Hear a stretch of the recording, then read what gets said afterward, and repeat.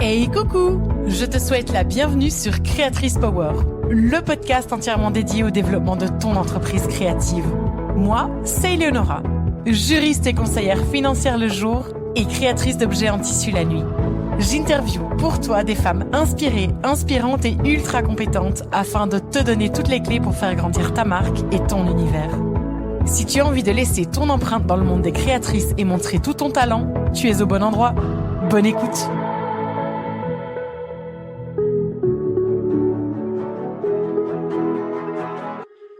À toutes mes copines et collègues créatrices, bonjour et bienvenue dans cet épisode dédié à Margot, la créatrice et chef d'entreprise derrière Petit Patron Couture et Couture Débutant. Alors Margot, figure-toi que je t'ai découverte le jour où j'ai décidé d'allumer la machine à coudre que je venais fraîchement d'acheter. Je me suis rendu compte qu'il ne fallait pas simplement presser sur un bouton pour que ça commence à coudre et je ne te cache pas que j'étais prête à abandonner, mais j'ai cherché sur YouTube des vidéos pour m'aider et je suis tombée sur une vidéo de toi et ton frère Sylvain qui s'intitulait à l'époque Débuter la couture, premier cours, mes conseils et tutos pour démarrer facilement. Et je me suis lancée. Donc déjà, à titre personnel, un tout grand merci à toi. Tu m'as maintenue dans cet univers de la couture et de la création. Et puis, pour en revenir à notre interview, sache que j'ai pour habitude de présenter les créatrices que je reçois dans ce podcast. Mais j'ai l'impression que tu as tellement de cordes à ton arc que je vais oublier quelque chose. Alors déjà, je m'en excuse. Tu es modéliste diplômée. Tu as ton entreprise qui commercialise des patrons avec Noémie et Laurie. Et puis, on n'oublie pas non plus toutes les autres personnes de l'équipe parce que vous êtes une grande équipe. Il y a Océane, Zoé, Malvina et on n'oublie pas Thelma. Tu as ta propre chaîne YouTube et puis la chaîne qui est liée à Petit Patron sur lesquels tu donnes des conseils, des astuces couture, tu partages des patrons, tu as un blog, tu es présente sur Pinterest, Facebook, Instagram, tu as organisé des ateliers en collaboration avec plusieurs marques prestigieuses et tu as aussi publié tout récemment le livre Ma Bible couture pour débutants aux éditions Marabout. Félicitations à toi! Il semblerait que rien ne t'arrête. Alors, dis-moi Margot, est-ce qu'il y a quelque chose que je n'ai pas mentionné que tu aimerais ajouter dans cette présentation? Non, honnêtement, c'est vraiment pas mal, hein.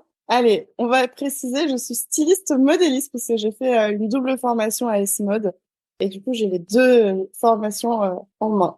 Eh bien, parfait. Merci à toi pour la précision. C'est important. Attends, on étudie tellement d'années. C'est pas pour qu'on oublie une partie du titre et de la formation en chemin. Alors, avant d'en revenir à tout ce que tu as réussi à construire et à créer aujourd'hui, j'aimerais que tu partages avec nous la Margot qui découvre l'univers de la couture et de la création jusqu'à la Margot qui décide d'en faire son métier. Je sais que ça a commencé très tôt. Ouh là là, mais ça va être long. Oui, la création, elle a commencé très tôt parce que j'ai une maman très créative qui se passionne tous les 2 ans pour un nouveau loisir.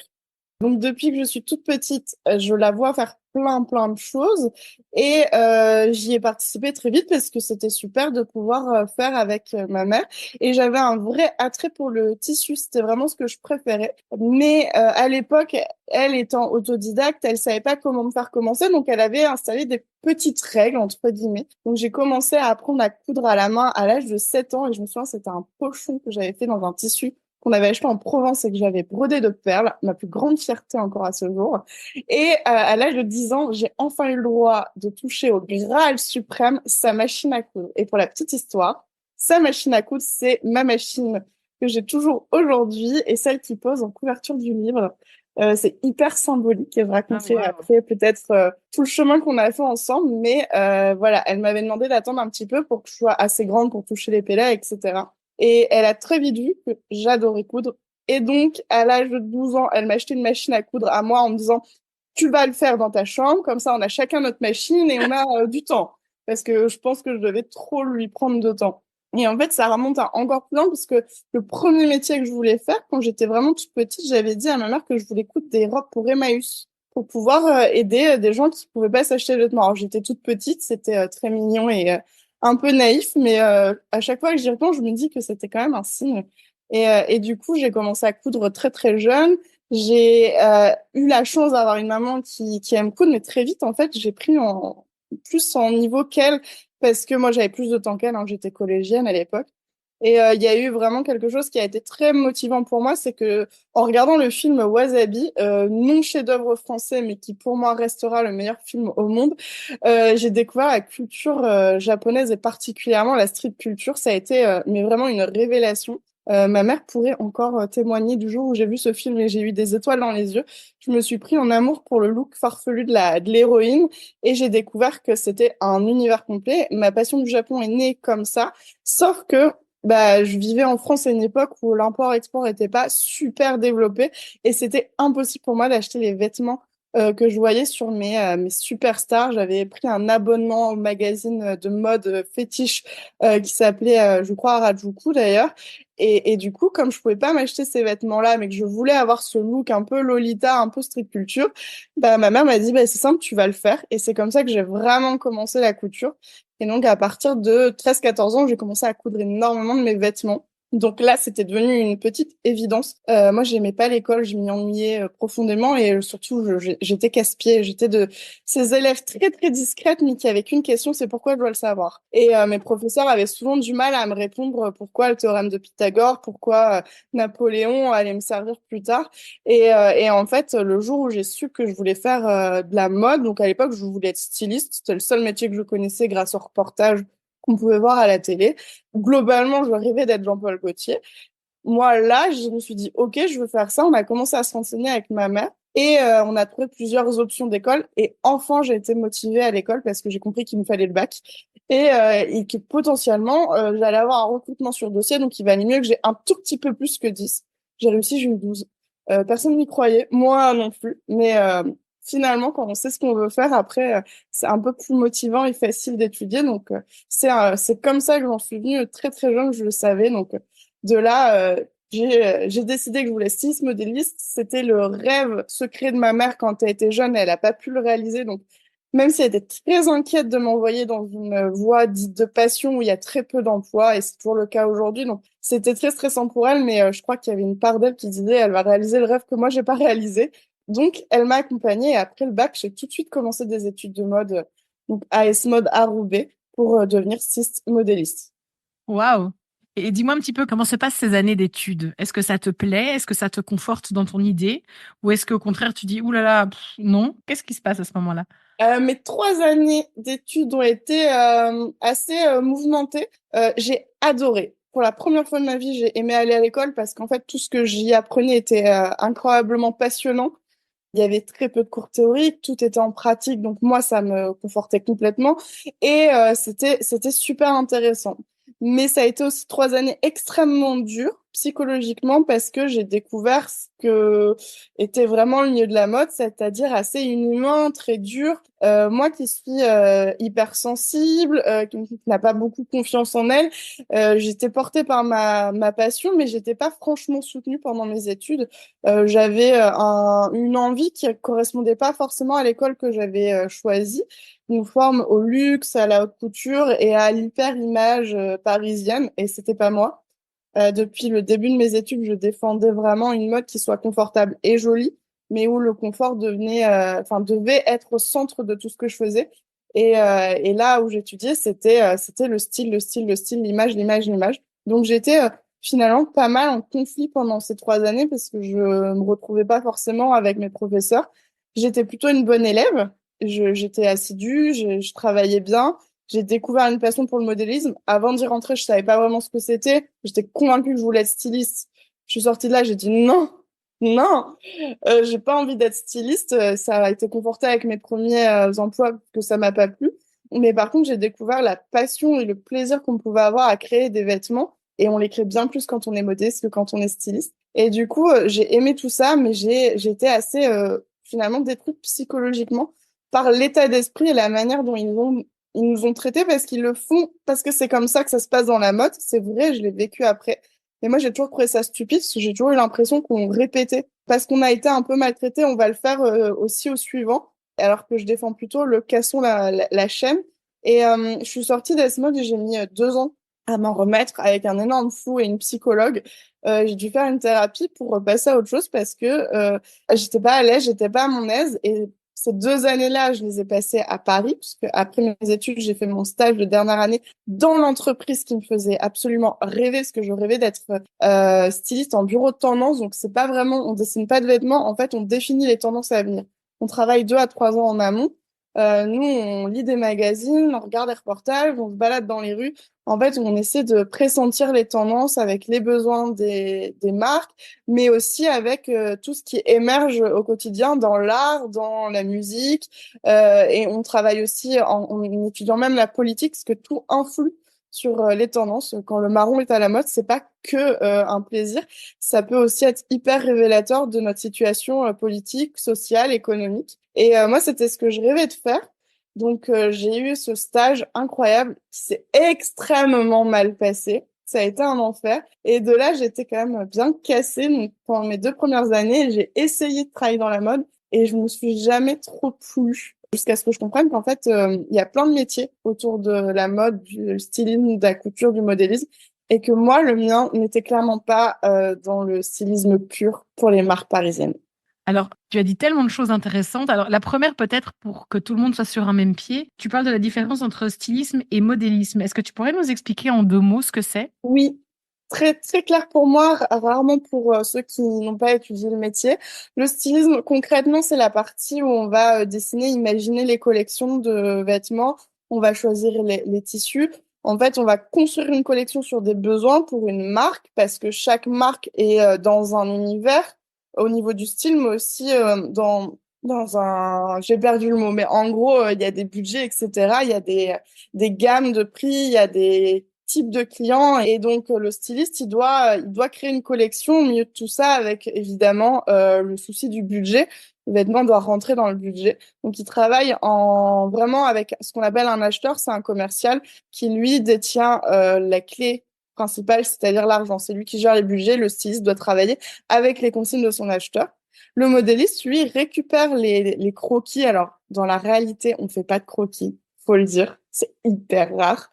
Il récupère le cahier des charges, donc le dossier technique, dans lequel se trouvent toutes les informations sur le projet. Et lui, il va patronner, donc sur du papier ou sur un ordinateur. En fait, il va modéliser le vêtement, il va faire des patrons qui, une fois qu'ils seront coupés dans du tissu puis cousus, vont donner le vêtement final. Donc, le styliste, c'est le créateur, mais le modéliste, il interprète les demandes et les dessins du styliste. Donc, il a une part de création assez importante. Puis finalement, c'est lui qui passe le plus de temps à imaginer le produit parce qu'il fait des recherches de forme, de volume, etc. Est-ce que, alors probablement que ce sera très très très généralisé, mais est-ce que on peut dire que le styliste, c'est celui qui va donc imaginer le vêtement ou le modèle et le modéliste, celui qui va le rendre possible dans l'exécution? C'est parfait. Ok. Et je t'entends parler comme ça du monde de la mode et j'ai tellement de questions, mais on va rester sur toi parce qu'on est là pour toi. Mais je voulais quand même revenir sur cette dernière expérience significative que tu as avant de te lancer toi. C'est ce bureau qui va déterminer les tendances. Alors moi, c'est quelque chose que je découvre et je trouve ça super intéressant. Qu'est-ce qu'on peut demander à quelqu'un qui sort donc d'école de stylisme, de modélisme? Qu'est-ce qu'on peut lui demander de faire pour justement travailler dans l'esprit de déterminer les tendances futures? Qu'est-ce que tu as été amené à faire? La réponse va te faire rire. Je n'en sais rien. Je n'en sais rien parce que moi, c'était un stage. Après, j'ai travaillé pas mal dans plusieurs univers. Mais pendant ce stage de 6 mois, j'étais dans le pire service de l'entreprise où j'étais, avec une chef qui était unique, il n'y a pas d'autre mot. Et donc j'ai eu le droit, je n'avais pas de prénom, j'étais un numéro. Donc moi je m'appelais numéro 2 parce que j'étais arrivée en deuxième dans les stagiaires qui étaient actuellement présents dans son service. Et je passais le plus clair de mon temps à attendre d'avoir quelque chose à faire. J'ai fait beaucoup de shopping pour aller chercher les magazines, parce qu'on épluche les magazines, on lit absolument toute la presse française et internationale. Donc, on va à la presse internationale toutes les semaines acheter absolument tout ce qui peut avoir un lien avec la culture en général. Donc, il n'y a pas que la mode, hein. On s'intéresse vraiment à tout ce qui gravite autour de l'art et de la culture. Donc, j'ai fait du shopping. Après, les magazines, je les ai plus lus pour m'occuper que pour aider. Puisque en fait mes tâches étaient assez répétitives. Moi, je devais tout simplement aller chercher tous les produits qui étaient en cours sur toutes les marques qui existaient. Donc moi, j'étais dans le secteur enfant, donc évidemment, je m'intéressais pas à la femme et l'homme. Et je faisais des dossiers parce que la recherche de tendance, elle se fait sur plein d'axes différents. Mais le plus important, c'est d'analyser les produits qui se font déjà actuellement, ceux qui ont une longévité, parce que une tendance, en fait, elle va avoir une longueur, elle va tenir plus ou moins longtemps. Et suivant d'où elle part, c'est-à-dire il y a la haute couture qui est précurseur, il y a le prêt-à-porter de luxe, et à chaque fois on va descendre jusqu'à la fast fashion, qui est vraiment le dernier cran. Et donc plus ça démarre haut, plus cette tendance peut durer longtemps parce que il faut plusieurs mois, plusieurs années pour qu'elle change de stade. C'est-à-dire que ce qui arrive en haute couture va durer un certain temps, va ensuite passer en prêt-à-porter de luxe, puis en prêt-à-porter haut de gamme, moyenne gamme, bas de gamme, donc la fast fashion. Et en fait, à chaque fois, il se passe beaucoup de temps. Donc, nous, on a analysé beaucoup, beaucoup les produits. Mes supérieurs faisaient beaucoup d'expositions, allaient beaucoup au cinéma aussi, enfin, et voyageaient dans le monde pour aller prendre les tendances dans les villes, voir les nouveaux cafés qui venaient d'ouvrir, les restaurants, les avenues qui avaient été travaillées par des architectes, les lieux qui avaient été, enfin, pas envahis, mais j'ai pas le mot, mais invités par les artistes. Enfin, ils analysaient tout ça. Et en fait, soit on travaillait sur le cahier général de tendance qui sortait tous les 6 mois, soit on avait aussi à côté, on travaillait pour des marques. On pouvait très bien créer un cahier sur mesure pour l'enseigne Kiabi, par exemple. On pouvait travailler avec les motifs, on pouvait vraiment travailler sur plein d'univers différents. Donc, soit on faisait les grandes tendances générales qui sont présentées pendant un salon qui s'appelle Première Vision, qui a lieu 2 fois par an, qui est la valeur sûre mondiale de la tendance dans l'univers textile, habillement et décoration. Soit on pouvait faire du sur-mesure pour des marques. Après, j'ai pas eu une grande expérience, c'était un stage et c'était pas un stage très intéressant malheureusement. Je suis pas tombée sur la bonne maître de stage. Petit spoil, je suis partie avant la fin de mon stage parce que vraiment je trouvais que le temps était long et j'ai préféré faire d'autres expériences plutôt que de continuer à attendre désespérément qu'on appelle Mhm. numéro 2. En tout cas, ça t'a permis de te rendre compte que c'est pas ça que tu voulais faire. Et je pense que au niveau professionnel, savoir ce qu'on veut, mais aussi savoir ce qu'on ne veut pas, ça n'a pas de prix. Et après cette expérience, dis-moi, est-ce que c'est à ce moment-là que tu te lances avec l'idée de petit patron, ou est-ce que tu passes encore par d'autres choses, d'autres expériences, d'autres travails pour en arriver là où tu es aujourd'hui? En fait, Petit Patron, l'idée est née dans ma tête très tôt, mais pas en tant que petit patron, parce que je savais pas exactement ce que je voulais faire. Mais après ce stage, j'ai profité d'avoir encore des conventions pour refaire un stage derrière sur l'autre, le deuxième univers qui me faisait rêver, qui s'appelle le stylisme photo, qui est aussi très peu connu. Qui, en fait, c'est le styliste qui travaille sur les séances photos pour les magazines ou aussi pour les publicités, qui va tout simplement créer les looks, les ambiances qui va habiller les gens qui vont poser pour les photos. Donc, soit ils travaillent pour un magazine et là, ils travaillent sur un style, une tendance, un thème. Soit on travaille pour des marques de vêtements. Moi, j'ai fait beaucoup, c'était du maquillage, mais il fallait bien habiller les filles qui étaient maquillées. Alors, des fois, on voyait peut-être juste une bretelle de ce que je lui avais trouvé parce que c'était très focus sur sa tête. Mais il y a des stylistes sur les shootings photos pour ça. Donc, ça m'a permis de découvrir ce nouvel univers en stage. J'ai adoré, c'était une expérience incroyable. J'ai continué à le faire un tout petit peu après, enfin pendant 2 ans. Mais la dure réalité des milieux de la mode, c'est que souvent on travaille gratuitement. L'aura est un argument qui se répète sans arrêt. Et Qui donc paye en les fait, factures, le c'est stylisme bien connu. photo, voilà, le stylisme photo est rarement payé. Il faut, en fait, il faut exceller et travailler. Faut être l'assistant d'un grand styliste photo pour espérer un jour à son tour commencer à gagner sa vie. C'est pas forcément évident et c'est un travail qui est très précaire parce qu'on nous appelle pour le lendemain. Littéralement, souvent, on nous appelle pour 24 à 48 heures plus tard. Et on peut t'appeler à 18 heures et te dire, bah, on a besoin d'un look, telle tendance, tel style, etc. pour dans 48 heures. Donc, toi, tu vas y passer ta nuit. Tout le lendemain matin, t'es levé tôt pour essayer d'aller trouver, suivant les possibilités, si t'as accès au bureau de presse, etc. C'est très précaire et moi, ça me convenait pas. J'aime pas forcément la dernière minute et j'aimais pas parce que qui dit dernière minute dit toujours un manque d'humain dans les relations parce que tout le monde est stressé et tout le monde est pressé. Et j'ai jamais trop aimé ça, donc très vite, je me suis dit, bon, c'est super sympa. C'est hyper intéressant, mais je pense pas que j'en ferai ma vie. Et là, j'ai commencé à me dire, mais est-ce que j'ai envie d'être styliste, modéliste? Je ne sais pas. Donc, j'ai continué à travailler. En fait, tout de suite, j'ai travaillé. Je me suis mis en indépendante pour engranger un maximum d'expérience qui était souvent assez peu rémunératrice, mais qui me permettait de me tester. Donc, j'ai été modéliste et styliste. J'étais styliste pour une entreprise qui faisait du conseil de style à l'époque. C'était très peu connu d'ailleurs. Et c'était un peu le début de cette vague qui est arrivée maintenant, qui est plutôt bien installée, Donc là, j'avais des clients et je devais les aider à construire des tenues.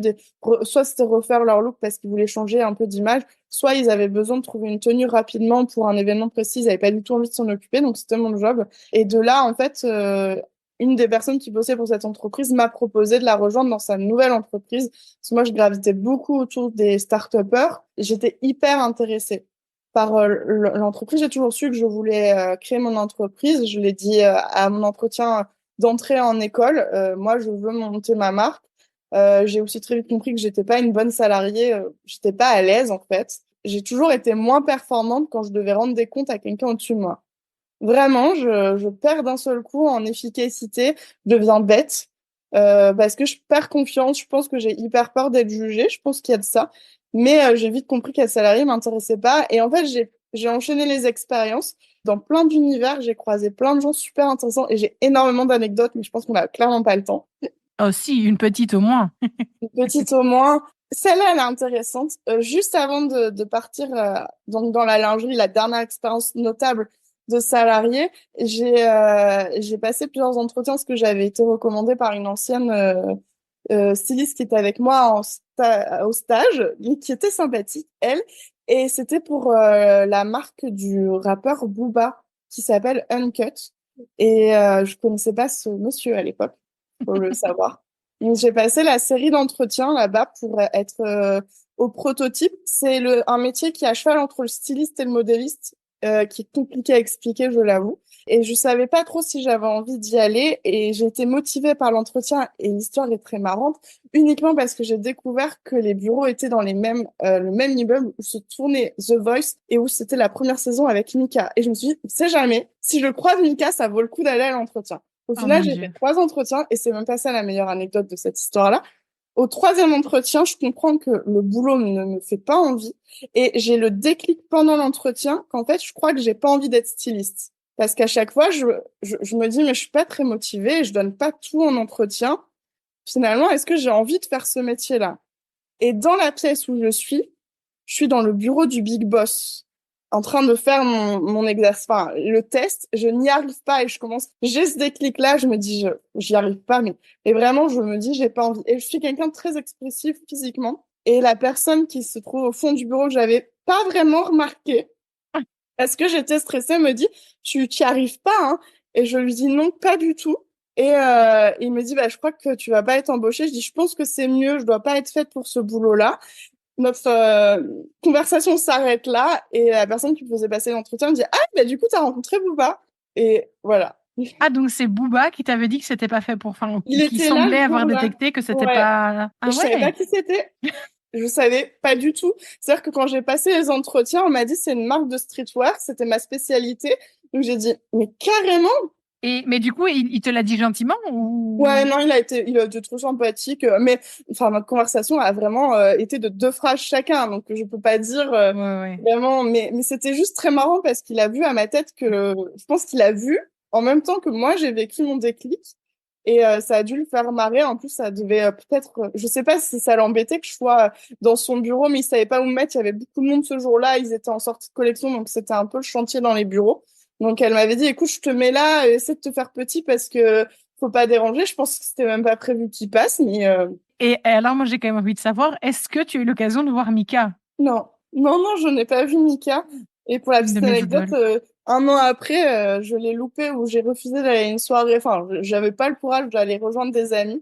Et ils ont passé la soirée parce qu'ils l'ont croisé dans un bar et il s'est pris de passion pour le chien de mon ami. Et mon ami n'a jamais pensé à m'appeler alors que j'habitais Oh, à pas évident.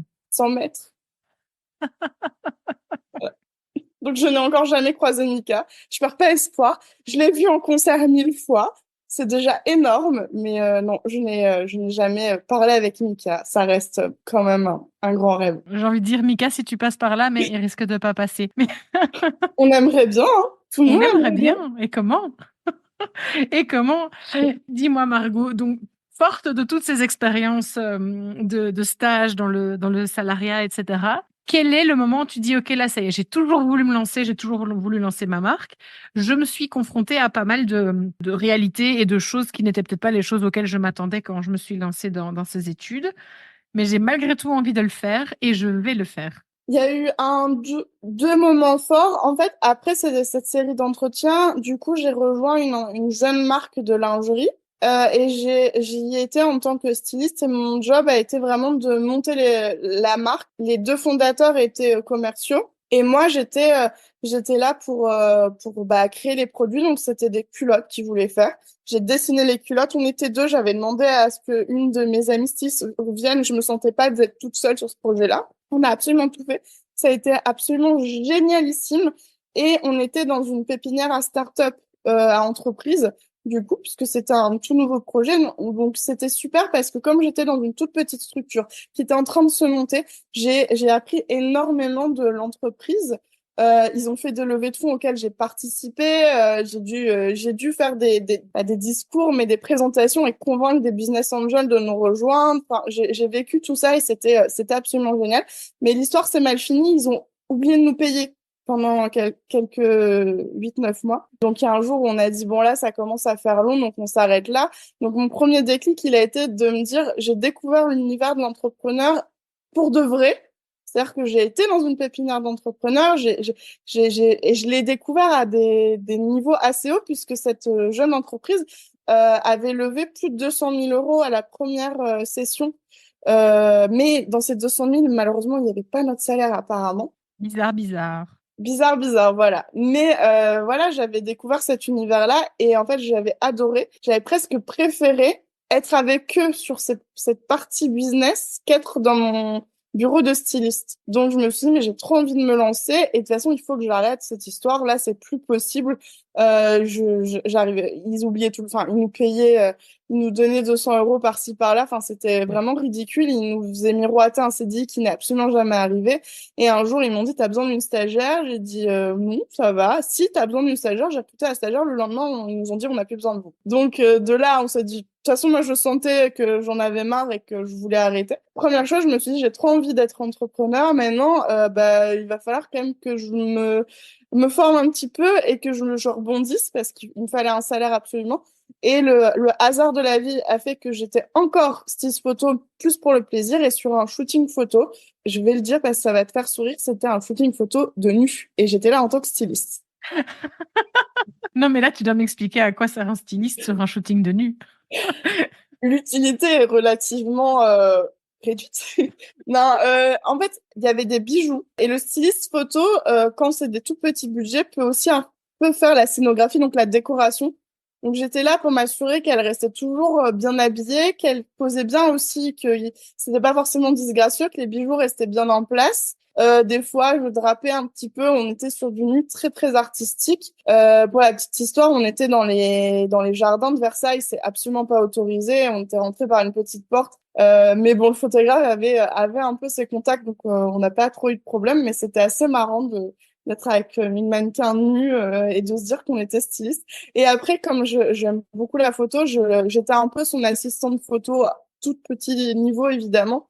Mais je l'aidais un peu sur tous les points. Donc c'est pour ça que j'étais là, ça se justifiait. Mais j'adore raconter cette histoire parce que c'est quand même fou de se dire que j'ai été si photo sur un shooting de nuit. Mais ce jour-là, j'ai rencontré la créatrice de bijoux et on a accroché, on a pris le RER ensemble pour rentrer. Et elle m'a dit, j'ai envie d'ouvrir une boutique, tu veux être vendeuse? Et en fait, du coup, je me suis dit, j'ai besoin d'un boulot, ça va être cool. Et elle, j'étais sa toute première salariée et elle a accepté pendant 2 années de m'emmener aussi dans la partie entrepreneuriat et elle m'a appris à gérer une entreprise, la notion des coûts, du coût de revient, l'achat. Elle m'a fait un peu découvrir le monde des grossistes, etc. Elle m'a fait découvrir une autre partie de l'entrepreneuriat et elle était créatrice. Avant, j'étais avec des commerciaux qui sont arrivés avec une idée, qui ont cherché les artisans pour le faire. Là, c'était une créatrice qui, elle, était créatrice et voulait créer un business. Donc, pendant 2 ans, j'étais vendeuse et assistante bijoux et ça m'a permis d'apprendre. Et c'est un accident bête du travail qui m'a mis en arrêt, qui a fait que là, notre relation s'est un peu détériorée parce que elle a pas apprécié que je sois en arrêt, malheureusement. J'ai mes mains qui se sont bloquées à cause de la fabrication des bijoux. Donc de là, j'ai eu mon déclic et j'ai dit, mais non, c'est fini. J'en ai marre d'être dépendante d'un employeur et de pas pouvoir faire comme je veux, puisque finalement, les bijoux, c'était super intéressant, mais c'est pas du tout ma passion. La culotte, c'était super intéressant, mais je me suis vite ennuyée parce qu'on parle quand même que de culottes et que c'était pas ma spécialité. Je suis spécialisée en streetwear homme, donc vraiment, j'étais pas, les culottes en dentelle, c'était pas non plus ce que je préférais. Donc là, le déclic est arrivé et je me suis dit, il faut y aller. Et je me suis lancée. Ça y est. Et donc, tu te lances. Et quand tu te dis tu te lances, c'est à ce moment-là ou quoi? Tu te dis, là, maintenant, je consacre 100% de mon temps à préparer mon projet, ou tu demandes ton numéro de ciré, ou qu'est-ce que...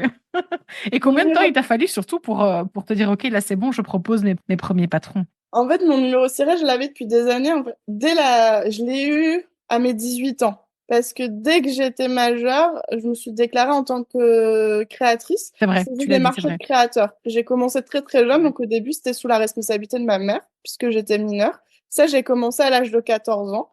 Et donc, dès que j'ai eu 18 ans, moi, j'ai eu un statut. La micro-entreprise était assez récente, donc j'ai commencé avec ça. Et j'ai toujours, même quand j'étais salariée, j'ai toujours travaillé en plus en freelance pour engranger de l'expérience, pour me faire un réseau. C'est le plus important. Quand on est dans la mode, le réseau, c'est ce qui va faire que vous allez avancer, trouver du travail. Si vous connaissez personne, rien ne se débloquera jamais. Mhm. C'est ça dans beaucoup, beaucoup de domaines, mais en tout cas, la mode, c'est vraiment, on peut pas faire sans. Et du coup, j'ai absolument voulu toujours continuer de travailler. J'ai fait énormément de choses. Et donc, l'une des choses que je faisais depuis des années, même en ayant mon job à 35 heures, etc., c'est que je donnais des cours de couture aux particuliers. Je les donnais avant et après mon travail. Donc, des fois, j'avais des journées légèrement longues. Mais c'était super intéressant parce que ça fait naître en moi l'envie de partager autour de la couture, parce que je me suis rendu compte que j'étais plutôt à l'aise pour partager du coup enseigner. Et c'est comme ça aussi que le déclic s'est fait de finalement, t'es peut-être pas styliste, mais t'es peut-être pas obligé de faire un métier qui n'a rien à voir avec tes études. Et du coup, quand j'ai eu mon accident du travail, ça a pas mal cogité. Forcément, les mains bloquées, pour rien. Je me suis dit, mais qu'est-ce que je vais faire de ma vie? Et je me suis dit, j'avais déjà lancé depuis peu mon blog Couture débutant. C'était à la base pour aider mes élèves. En fait, les articles, je les faisais plus pour que elles aient des fiches mémo de ce qu'on avait dit en cours, pour pas oublier, parce que on peut vite oublier au début. La couture, c'est quand même, c'est beaucoup d'informations en très peu de temps. Donc, c'est pas forcément facile de s'y retrouver. Et quand on prend des cours, ça va très vite. Donc, on apprend plein de choses et on les oublie aussi vite qu'on passe la porte. Et donc, Couture débutant était né et mes élèves arrêtaient pas de me dire, mais pourquoi tu fais pas tes propres patrons? Parce que quand on commençait, il y avait jamais de patron pour débutants. Elles arrivaient toujours avec des choses trop complexes et décourageantes. Et je leur faisais leurs patrons et elles arrêtaient pas de me dire, mais tu devrais faire des patrons. Et moi, à l'époque, je savais pas que ça existait. Je connaissais Burda, mais je connaissais pas encore l'univers du patron indépendant. Je pense qu'il devait exister 5 marques à tout casser, dont la moitié n'existe même plus aujourd'hui. C'était vraiment les prémices du patron indépendant. Et du coup, au moment où je me suis retrouvée au chômage, j'ai eu une rupture conventionnelle. Là, j'ai dit, OK, t'as 1 an de chômage, pas plus, que j'avais pas assez cotisé. Tu te lances pendant cette année-là, t'as pas le choix. Parce qu'après, il va se passer quoi? Tu pourras pas du tout payer ton loyer. Déjà là, à l'époque, c'était difficile. Mais t'as pas le choix. Et en fait, c'est le jour où j'ai vraiment plus le choix, où j'ai le couteau sur la gorge, que tout a démarré. C'est fou comme l'argent peut être motivant parfois. Juste s'acheter à manger et payer son loyer, c'est une véritable source de motivation. Donc en fait, tout s'est un peu aligné à ce moment-là. J'ai compris que je voulais pas être salariée. J'adorais donner des cours, mais on peut pas en vivre. On peut pas être prof de couture à temps plein. Il n'y a pas assez en fait d'élèves. Les plannings font que la plupart des gens travaillent la journée, donc vous donnez les cours le soir, mais bah vous n'en donnez pas assez pour gagner votre vie. Je donnais des cours aussi dans des magasins de machines à coudre, etc. J'avais déjà je m'étais un petit peu installée dans ce réseau-là, mais je savais que je pouvais pas en vivre. Et du coup, bah, je me suis dit, allez, je lance Petit Patron. Et la symbolique est arrivée vraiment très simplement. J'ai reçu mon petit courrier de Pôle emploi me disant, il reste plus que 3 mois d'allocation chômage. Après, c'est plus notre problème, tu te débrouilles. Et là, je me suis dit, OK. Et ben, le premier jour sans chômage, je lance Petit Patron, j'ai plus le choix. Donc, j'ai donné un bon coup d'accélérateur et j'ai lancé Petit Patron, du coup, le 15 septembre 2016, puisque depuis le 14 était le dernier jour de droit au chômage. Et là, par contre, j'ai compris que j'allais pas pouvoir rester à Paris, puisqu'on gagne clairement pas notre vie du premier coup. Donc, j'ai quitté Paris, je suis retournée vivre chez mes parents quelques années pour que Petit Patron puisse exister sans que je me sente trop pressée. Donc, en fait, à partir de ce moment-là, j'y ai consacré tout mon temps. J'ai arrêté les cours et j'ai vraiment donné tout mon temps. J'ai eu l'immense chance d'avoir des parents qui ont dit, OK, tu reviens à la maison, on te nourrit, et toi, t'assures derrière et tu nous prouves que tes études, c'était pas pour rien. Waouh. Et ils ont bien eu raison, j'ai envie de dire. J'ai dû les convaincre, hein. Et j'ai envie de dire, alors, couture débutant qui démarre sur un blog pour aider mes étudiants et qui se retrouve avec plus de 100 000 abonnés sur YouTube et avec un compte Instagram énorme. Alors là, c'est la meilleure ascension ever, quoi. Parce que tu continues j'ai vu que la dernière vidéo est datée d'il y a encore une semaine, donc c'est vraiment un compte qui est encore actif aujourd'hui. Ça devient difficile de gérer les deux, parce que mon temps n'est pas étirable et mon cerveau commence à avoir de plus en plus de mal à gérer deux univers, parce que Couture Débutante, c'est un blog où j'essaie de donner un maximum d'astuces, où je fais des tests de matériel, etc. Et Petit Patron, c'est une marque, une entreprise pour laquelle je crée des patrons de couture avec toute mon équipe. Et mon cerveau commence à surchauffer. J'ai adoré cette ébullition et cette hyperactivité entrepreneuriale pendant 10 ans. Et là, j'ai passé largement le cap des 30 ans et je pense que je fatigue un petit peu. Et du coup, j'ai un peu tendance en ce moment un peu à tout regrouper. Je garde tout actif parce que ça a du sens. Mais c'est vrai que Couture Débutant est très actif, mais grâce à Petit Patron aujourd'hui. Après, je continue parce que c'est aussi moi ma bouffée d'oxygène. On adore faire les patrons de couture, etc. Mais c'est tellement agréable aussi d'avoir ce côté couture débutant où je fais un peu ce que je veux quand je veux, puisque là, il n'y a pas d'ambition professionnelle pure. Et du coup, c'est la partie plaisir. Donc, j'essaie de garder les deux, non sans mal. Et est-ce qu'une fusion des deux univers est quelque chose que tu envisages ou non, comme tu viens de le dire, c'est quelque chose qui restera séparé C'est quelque indéfiniment? chose que j'envisage ultra sérieusement. On y travaille vraiment. On est juste sur cette période où on se dit comment on fusionne ça pour que tout reste chouette. Oui. Mais de plus en plus, j'envisage de faire de couture débutant le blog actif de Petit Patron. C'est qui va parler de couture, qui va continuer à donner des astuces, mais qui sera peut-être beaucoup plus concentré sur Petit Patron, sur les astuces qui sont utiles pour Petit Patron, etc. Juste pour le bien-être de mon cerveau Mm, et mm. de mon sommeil. Et donc, alors, je continue, hein. Donc moi, je suis ta vie chronologiquement, et on se trouve ici. Donc tu es chez toi, tu es rentré chez tes parents, tu lances Petit Patron. À ce moment-là, donc tu fais tout, j'imagine. Tu crées tes patrons, tu les commercialises, tu fais la comptable, la photographe. Enfin, tu endosses les 1001 casquettes que l'entrepreneuse va endosser quand elle se lance toute seule. Combien de temps est-ce que ça dure, ce travail toute seule, et à quel moment tu te dis, OK, là maintenant, je vais devoir me faire épauler parce que sinon ça n'ira pas. Quand je l'ai fait et quand j'ai su, on est sur des timings très différents. Moi, j'ai tout de suite su qu'une entreprise peut pas marcher si on est tout seul. Parce que je l'avais vécu, j'ai travaillé pour des start-upers, donc je sais ce que c'est. Je l'ai vu et j'ai tout de suite su on ne tient pas la cadence longtemps. Et aujourd'hui, je le vois, je suis vraiment extrêmement fatiguée de ces 10 années-là où j'ai quand même énormément fait toute seule, même si maintenant j'ai la chance d'avoir une équipe. Donc assez vite, j'ai su que si je voulais que ça existe et que ça continue, l'équipe allait devoir exister, pas grandir, parce que bon, à l'époque, j'étais toute seule. Après, comme tous les entrepreneurs, la problématique principale, c'est avoir les moyens d'embaucher. Tout simplement parce qu'il y a une règle qui ne fonctionne pas, 1 + 1 n'égale pas à 2 dans une entreprise, c'est-à-dire que c'est pas parce que vous avez une personne en plus que vous faites 2 fois plus de travail, donc 2 fois plus de rentabilité. Bien au contraire, en général, plus vous ajoutez de gens, moins vous gagnez, parce que en France, toute notre protection sociale fait que ça coûte extrêmement cher d'avoir un salarié, et c'est souvent ça qui coule la plupart des entreprises, et c'est super triste, vraiment, de cette réalité, mais elle est là, et je la vis actuellement. Donc en fait, j'ai été 3 ans complètement seule sur Petit Patron, sans me verser du tout de salaire, parce qu'en fait, je me suis versé un salaire après avoir recruté. C'est un choix que j'ai fait en accord avec mes parents. Ils ont été vraiment d'accord parce qu'ils ont vu que Petit Patron grandissait, devenait quelque chose de sérieux. Ils ont énormément de doutes au début. Mes parents sont des fonctionnaires. Donc, quand ils ont vu qu'ils avaient une de leurs filles qui voulait être entrepreneur, ils ont paniqué. Vraiment, ils ont paniqué. Et je pense qu'ils ont accepté de m'héberger plus pour se dire au moins elle a un toit. Et pas on va la soutenir, ça va l'aider à grandir. C'était pas forcément dans ce sens-là. Quand ils ont compris que ça grandissait, que ça évoluait, ils ont commencé vraiment à me soutenir et ils ont été d'accord de me garder pendant 3 années. Alors que ça a été hyper dur de revenir à la maison, sachant que ça faisait plus de 5 ans que j'avais quitté la maison et que j'avais plus du coup 18 ans. Mais ça m'a permis en fait de grandir, faire grandir Petit Patron, et c'est des conseils que j'avais reçus à l'époque où justement je travaillais avec tous les start-upers, c'est investis d'abord dans ce que tu n'aimes pas faire et ce que tu n'es pas là où tu n'es pas efficace, parce que tu vas grandir 2 fois plus vite. Donc tout de suite, j'ai su que il fallait absolument investir. Et donc investir, c'est dans du matériel, mais c'est aussi dans du savoir-faire. Donc très très vite, j'ai été épaulée. D'abord, j'ai eu un bras droit un peu administratif qui m'a un peu aidé à m'organiser. Et mais un jour, alors c'est moi. Pour le coup, c'est moi, c'est que j'ai un ami qui avait une opportunité de poste et je lui dis, mais je connais la fille parfaite pour toi.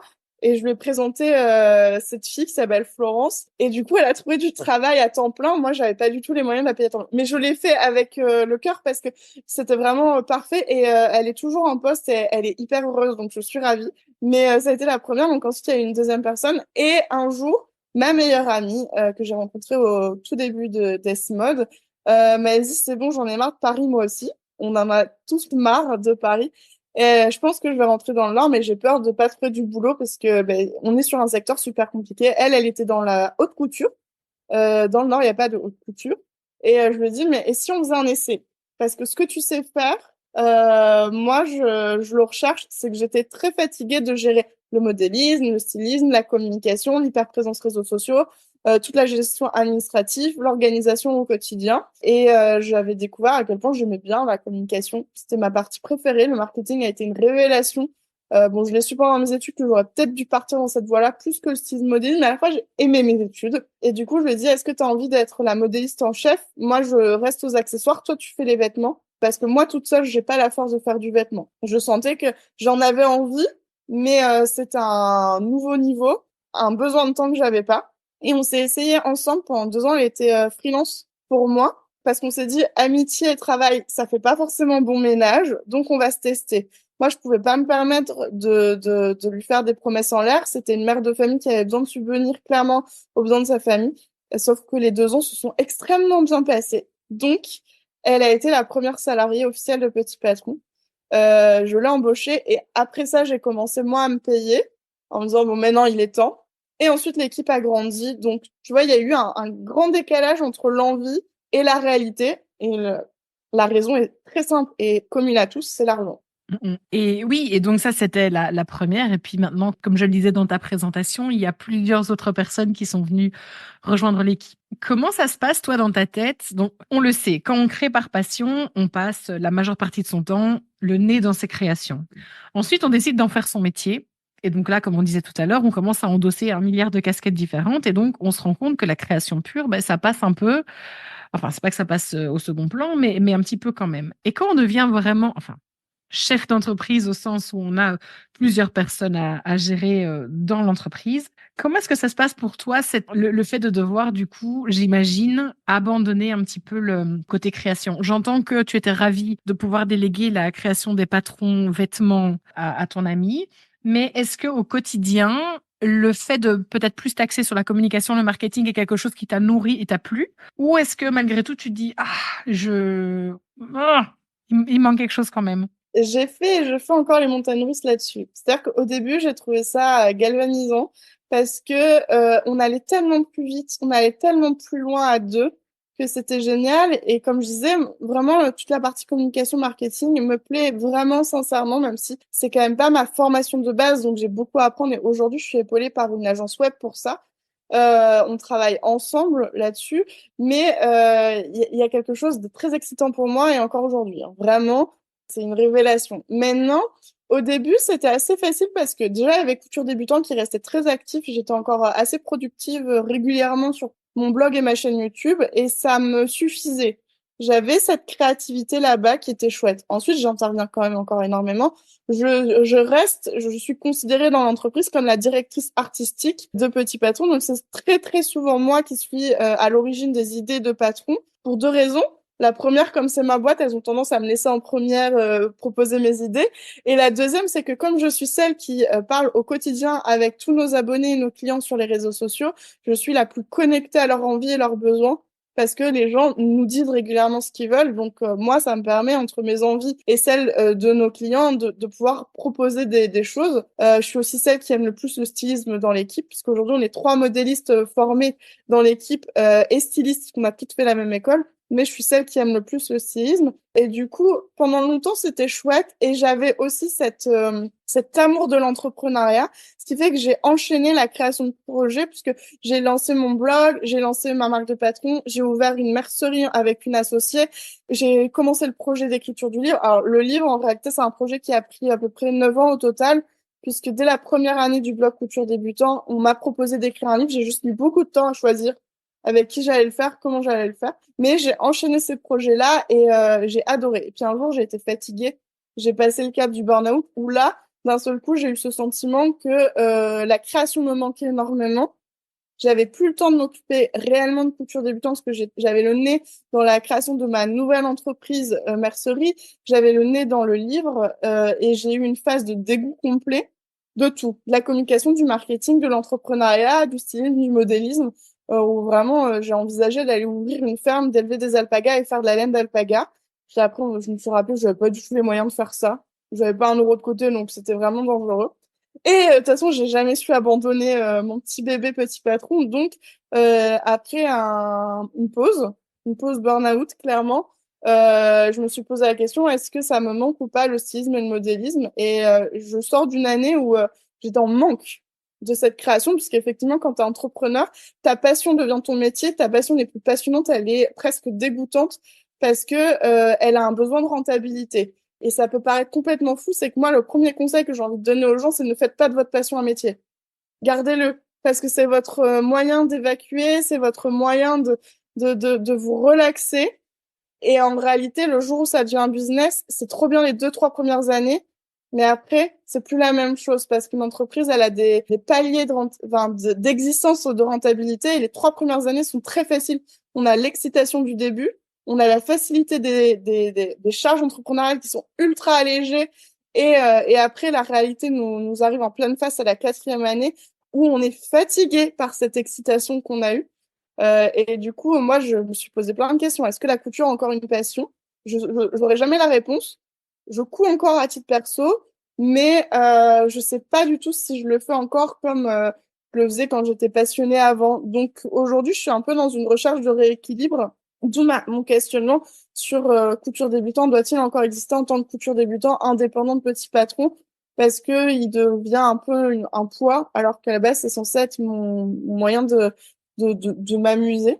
Et du coup, en ce moment, j'arrive à trouver un équilibre où je suis pas revenue à la création parce que on a fait un point très simple. Je n'ai pas le temps. J'occupe déjà presque 3 postes à moi toute seule. Je peux pas en plus être modéliste, mais on arrive un peu à trouver un équilibre dans l'équipe où j'arrive à trouver un peu mon bonheur tout en les regardant créer plus que moi je ne le fais.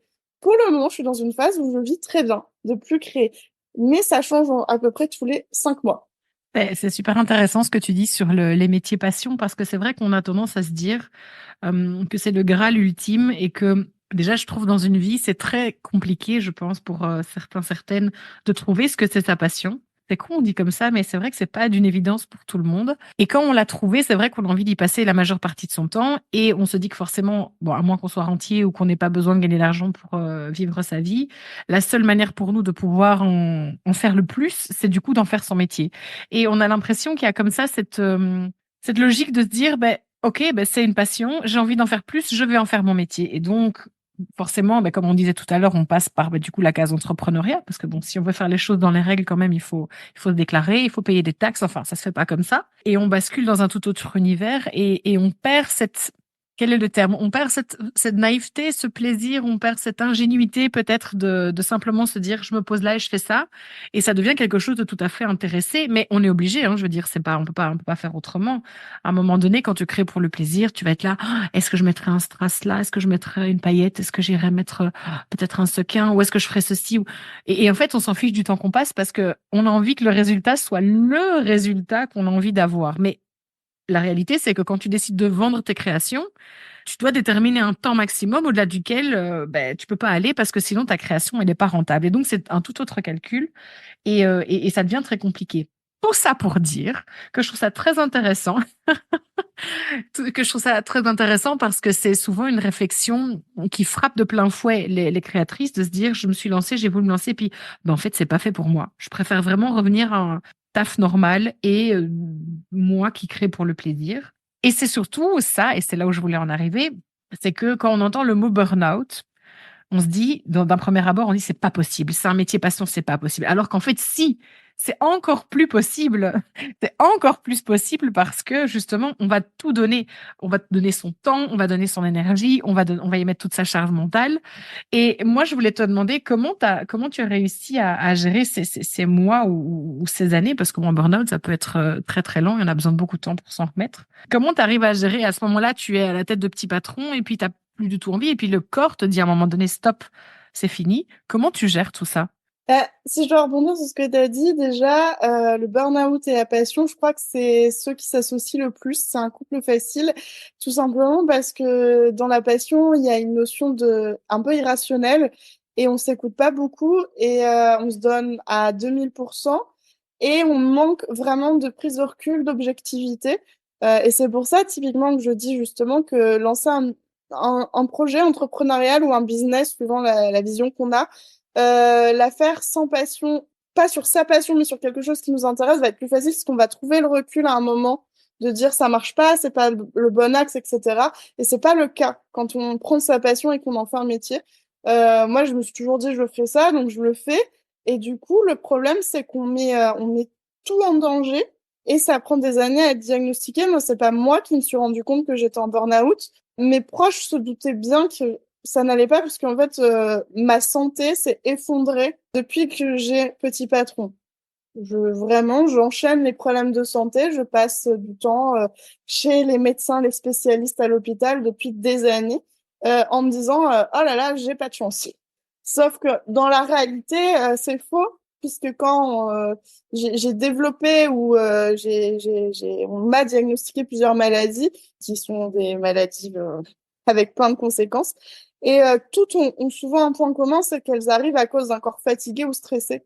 Et c'est exactement ce que je suis. Et en fait, moi, pendant des années, j'étais dans une phase où je me rendais pas compte que j'en pouvais plus. Parce que j'avais cette pression de se dire, mais attends, tu fais un métier de rêve, il y a combien de personnes qui peuvent faire vivre de leur passion, arriver dans un bureau où il est décoré comme il veut parce que c'est le leur, où tu es libre de tout décider alors qu'on décide de rien quand on est entrepreneur, on n'est pas plus libre qu'un salarié, on n'est pas plus libre que d'autres. Et du coup, pendant des années, tu cumules. Et en fait, le burn-out des entrepreneurs est très, très violent. Je sous-évalue clairement pas les autres formes de burn-out, mais en tout cas, celui que moi je vis, parce que je suis toujours dedans, il est vraiment violent. Et en fait, moi, l'élément déclencheur, c'est quand je voulais plus aller au travail. En fait, je me suis mise à ne plus du tout vouloir travailler. J'avais plus envie de me lever, alors qu'avant, à Paris, je me levais à 5 heures par pur plaisir pour faire ma petite marche, pour démarrer ma journée et entreprendre avec motivation. Et là, je traînais, j'avais plus envie, je pleurais beaucoup, tout me paraissait insurmontable. Et donc, j'ai commencé à essayer de me poser des questions. Et c'est avec ma meilleure amie, Noémie, première salariée de Petit Patron, qu'on en a le plus discuté. Et j'ai compris que j'avais atteint le projet de trop avec ma mercerie. Donc, la première chose, c'était d'arrêter ça. Et donc, je m'étais dit, OK, ça, c'est le projet de trop. Le livre est probablement l'autre projet de trop. J'ai fini par finir mon livre. Et là, j'ai fait, mais en fait, ça va pas mieux. Donc là, il a fallu aller en parler. Puis mon médecin m'a dit, alors, est-ce que vous avez déjà entendu parler du burn-out? Ouais, vite fait. Alors, vous y êtes, mais vous êtes entrepreneuse, donc vous n'avez pas à vous arrêter. Et c'est exactement ce qui s'est passé, c'est que du coup, le burn-out quand on est entrepreneur, à moins d'avoir beaucoup d'argent, d'avoir peut-être une moitié qui gagne très bien sa vie, bah, c'est très compliqué à gérer parce que moi, je peux pas m'arrêter, hein, j'ai pas d'arrêt maladie, j'ai aucune sécurité, je ne toucherai pas de chômage, si je m'arrête, je perds tout. Je perds 10 ans, j'ai de l'expérience certes, mais je sais plus faire mon métier d'avant parce que j'ai pu travailler en entreprise depuis très longtemps. Et donc là, en fait, on a un double poids qui débarque parce qu'on sait qu'on est vraiment au bout du bout. Mais en plus, on a cette pression de se dire, mais si je m'arrête, est-ce que ma vie s'arrête? Donc, j'essaie de ralentir. Mais du coup, on est à plus 2 ans après le diagnostic et je ne suis pas sortie du tout du burn-out. Pour la petite anecdote mignonne, il faut le prendre avec le sourire. Ce matin, je suis allée voir mon ostéo et on a fait une petite séance. Comme d'habitude, j'y vais beaucoup parce que bah, je me coince tout le dos, le cou, tout ce qui est symbolique du stress, la respiration, etc. Et puis à la fin de la séance, elle m'a dit, ça serait bien qu'on se revoie bientôt, hein, parce que on est quand même sur des sacrées tensions. Et c'est la première fois qu'elle me dit qu'il faut qu'on se revoie vite. D'habitude, c'est dans 2, 3 mois, ça sera bien. Là, elle me dit, bon, max un mois, hein. Et là, ce Ah matin, je ouais. me suis dit, bon, en fait, je suis toujours pas sortie du tout de mon burn-out. Donc, j'ai pas toutes les réponses parce que je ne sais pas à quel point on gère ça. J'essaye. Tu as malgré tout réussi à mettre des choses en place depuis que ce diagnostic a été posé pour t'aider toi dans ton quotidien ou ça reste très difficile parce que c'est vrai que la situation d'entrepreneur est très très particulière. Hein. Il n'y a pas de congé maladie, rien du tout. Donc, Moi, il y a du positif, c'est que ça m'a forcé à regarder les choses en face. Ça m'a forcé à regarder le fait que trop de projets tuent les projets, que ma vie personnelle est hyper importante. Quand je me suis lancée en tant qu'entrepreneur, j'étais à Paris, j'étais super jeune, j'avais 24 ans. J'étais, on va dire, célibataire, c'est-à-dire que j'étais plus engagée dans une relation longue, donc j'étais libre et très légère, avec beaucoup de temps et une énergie incroyable, pas besoin de dormir. Enfin, il s'est passé 10 ans et aujourd'hui j'ai une vie privée, j'ai un mari, on a envie d'avoir une vie de famille et là ça nous force un peu à se dire ok, donc est-ce que t'es pas en train de passer à côté de plein de choses à titre personnel et pour là c'est pas une anecdote, c'est quelque chose, j'en ai pas encore parlé publiquement, mais mon mari trouve que ça serait super que j'en parle justement parce que on est en parcours PMA depuis des années. On m'a diagnostiqué plein de choses, l'endométriose, etc. Mais on s'est rendu compte avec tous les médecins qui me suivent, puisque j'ai aussi une maladie au niveau des yeux qui crée de l'hypertension intracrânienne. En gros, mon cerveau est surchargé par la pression. Et en fait, le dénominateur commun à tout ça, c'est le stress. Et donc, là, j'ai été obligée de me rendre compte à quel point ça affectait toute la vie. Et donc, le positif dans tout ça, c'est que j'essaye depuis 2 ans de mettre en place des choses pour aller mieux. Je me suis rendu compte que j'avais arrêté le sport il y a quelques années à l'arrivée de ma mercerie, justement par manque de temps, et que le sport, c'est indispensable sur tous les points et que tous les entrepreneurs devraient être accros au sport parce que c'est le seul moyen efficace d'évacuer rapidement le stress, de se gérer. Et quand on fait du sport, on est tout seul dans sa tête, plus ou moins, même si on fait un sport collectif. Et c'est le meilleur moment pour penser et on a les meilleures idées dans ces moments-là.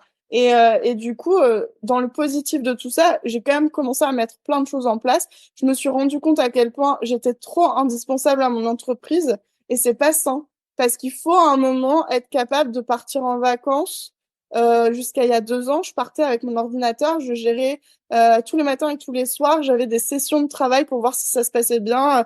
Les équipes, coucou, ça va, avec le décalage horaire, j'étais capable de me lever à 6 heures du matin pour faire une petite visio rapide. Et puis après, j'allais profiter de ma journée, mais du coup, mes journées étaient très longues et j'étais crevée en revenant de vacances.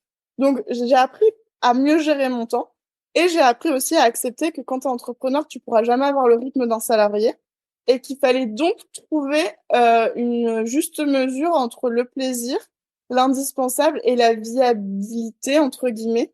Et moi, je suis rentrée dans cette phase, c'est que pour sortir du burn-out, il faut prendre du temps pour soi, mais j'ai pas la possibilité de le faire parce qu'on est rentré dans une situation de crise énorme. Le secteur de la couture se porte mal.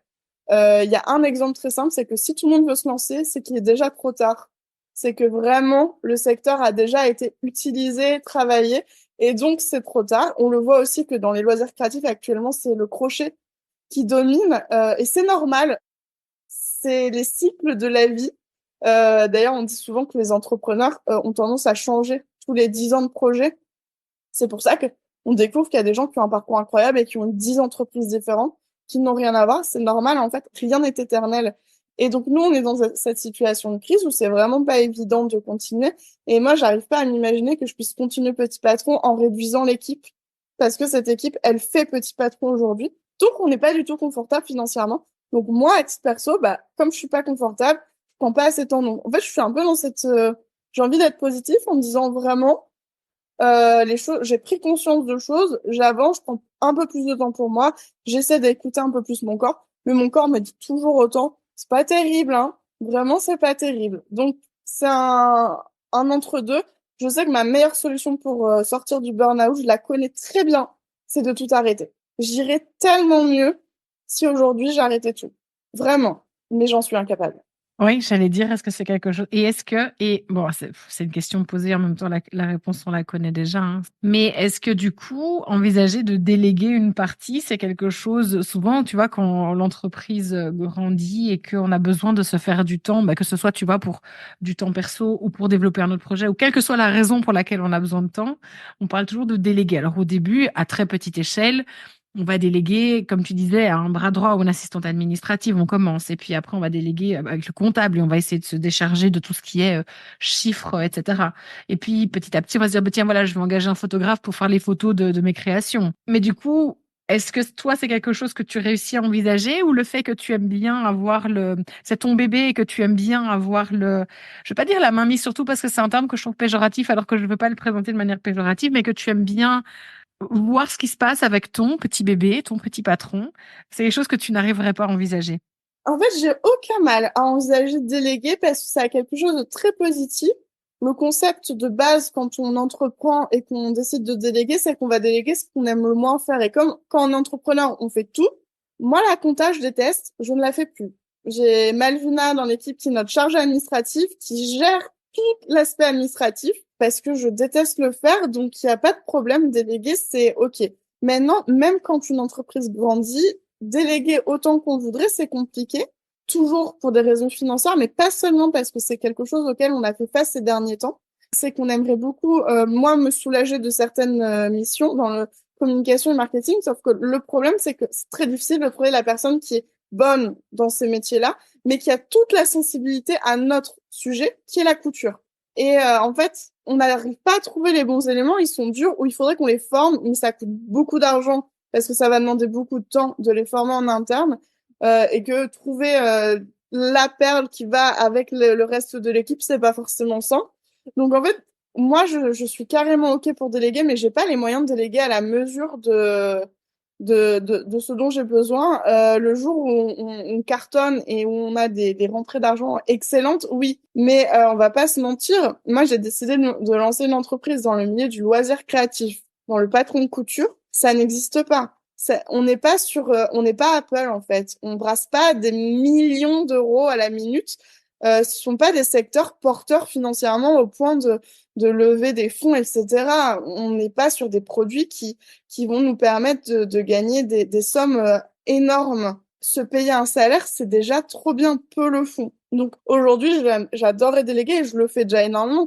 On a quand même, chez Petit Patron, on a Laurie et Noémie qui sont modélistes, Malvina chargée administrative, Zoé qui est en graphisme. Donc j'ai quand même déjà une belle équipe, je trouve, pour un projet justement dans le loisir créatif. Mais c'est vrai que là, on a fait le point justement parce qu'avec tout mon parcours médical, on sait que j'ai déjà été beaucoup arrêtée contre mon gré. Pour la petite anecdote, ça m'est arrivé de sortir de l'hôpital après une ponction lombaire. Donc, ceux qui l'ont vécu, ils savent, pendant une semaine, on est incapable de se mettre debout, on n'a plus aucun équilibre. En fait, il nous manque du liquide. Donc, on ne sait pas être à l'équilibre. Donc, en fait, ce qu'on a fait, c'est que mon mari m'a déposé au bureau. Je voyageais avec le siège le plus allongé possible et je travaillais allongée sur un tapis de yoga avec mon ordi comme ça, parce que j'étais pas capable d'être, je devrais être arrêtée. Mais je suis entrepreneur, j'ai pas d'arrêt. Donc ça, on l'a vécu avec les filles. On essaie de faire super gaffe aujourd'hui à ce que je recommence pas à me surmener à ce point. Mais voilà, en fait, j'occupe plein de postes différents. Donc il n'y a pas une seule personne qui peut me remplacer. Donc j'ai déjà la chance d'avoir une équipe qui m'a remplacée sur plein de tâches. Et le jour où financièrement on le pourra, je continuerai parce que moi, mon objectif aujourd'hui, c'est effectivement de déléguer plus pour avoir l'énergie de mieux faire les missions qui sont les miennes.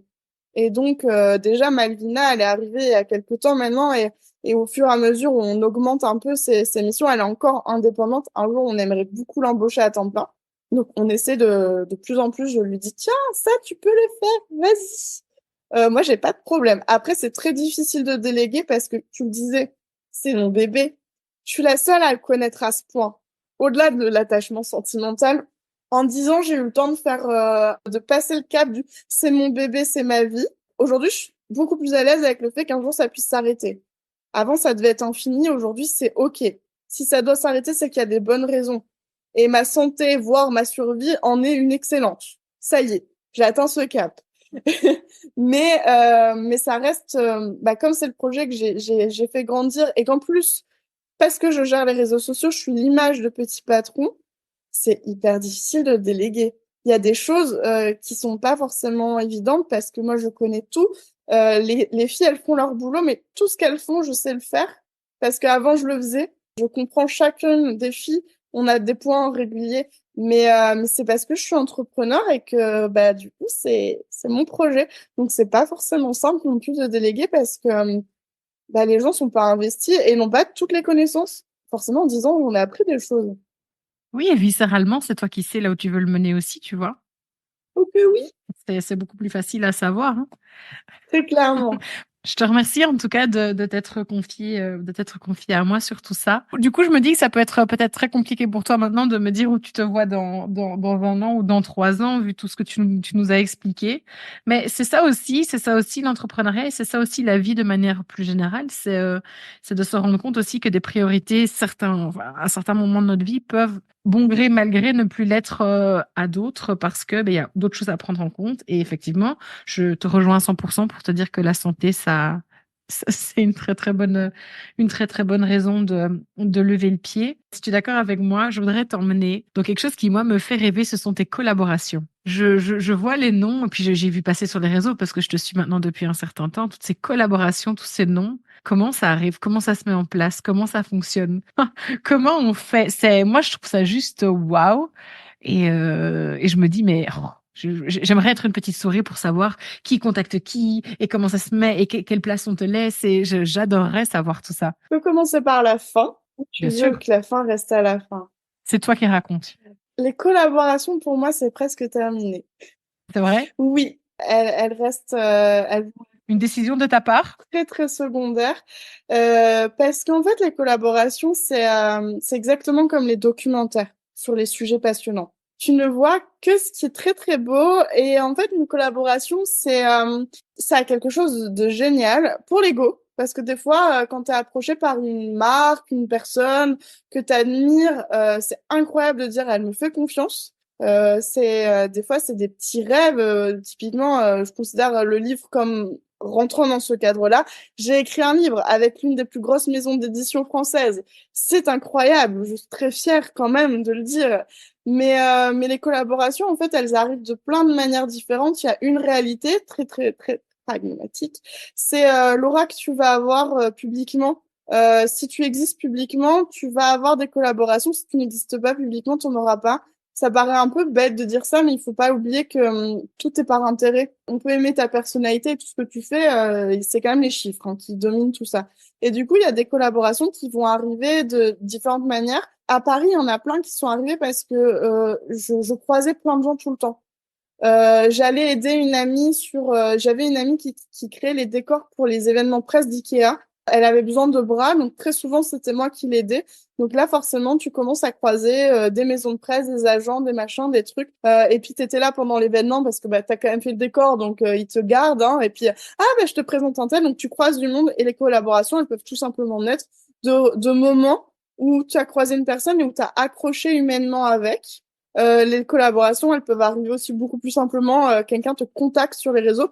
La plupart du temps, c'est ça. Clairement, c'est les marques qui viennent vers toi parce qu'elles ont une idée en tête et elles te disent, j'aimerais bien faire quelque chose.